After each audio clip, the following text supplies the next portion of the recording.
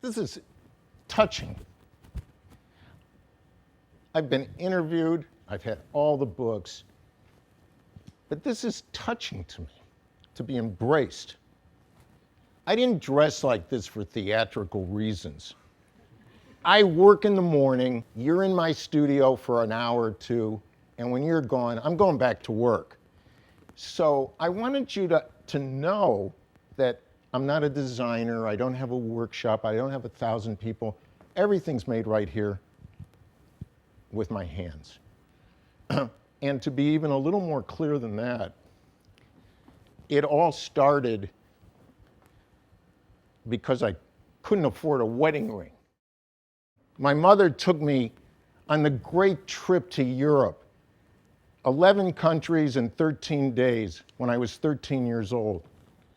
And at the Victoria and Albert, I saw this little bowl, had a bunch of little gold balls all over it, and it was stunning. And I knew I had to make something like that in my lifetime. We've been in this studio for 40 years. I try to grapple with all of it. So there's only so much of the existential drama I can bear at one time. What's Daniel Brush's brand? I don't know. I never thought about it. I get up and worry about what's there to say. Do I have anything to say? Do I know enough? Can I engrave as well as the armorers in Napoleon's court? I read and I study and I worry. Is it a struggle? Yeah, sure. I collect machinery. You see it all over the place.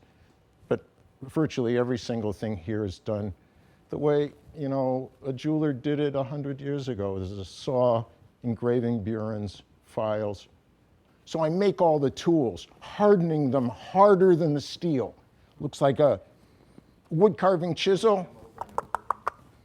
Hammer, breaks, resharpen, hammer, breaks, resharpen. Every cut. Yeah. How else are you going to do it? If you can tell me another way to do it, I'd try to do it. But like all this is all carved by hand, inlaid with pure gold. I wanted to do a poetry book,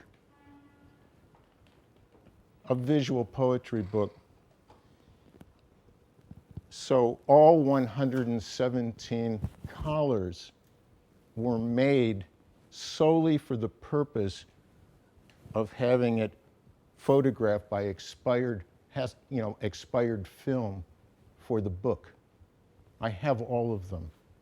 It was a piece, all the pieces were made to make this book.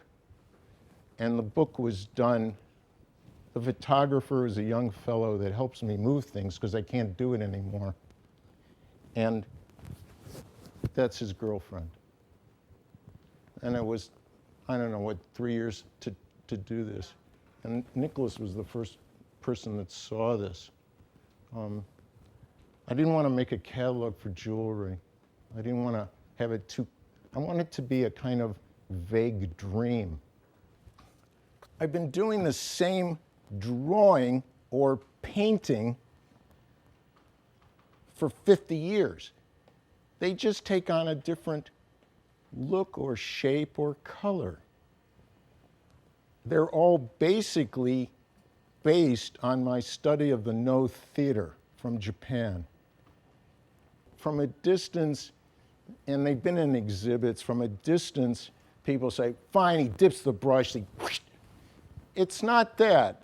I use my grandfather's ruling pen, which is the old-fashioned, there's a little screw and there's 2 leaves, predating a rapidograph, and it is take a breath, there's 1 drop, approach, and make 1 line, exhale, repeatedly until the momentum stops.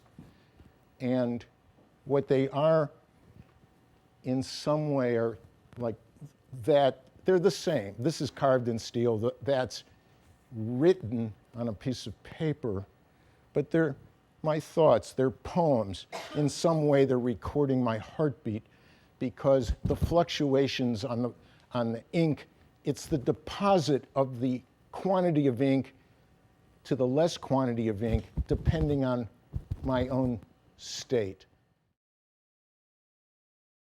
My days are quiet.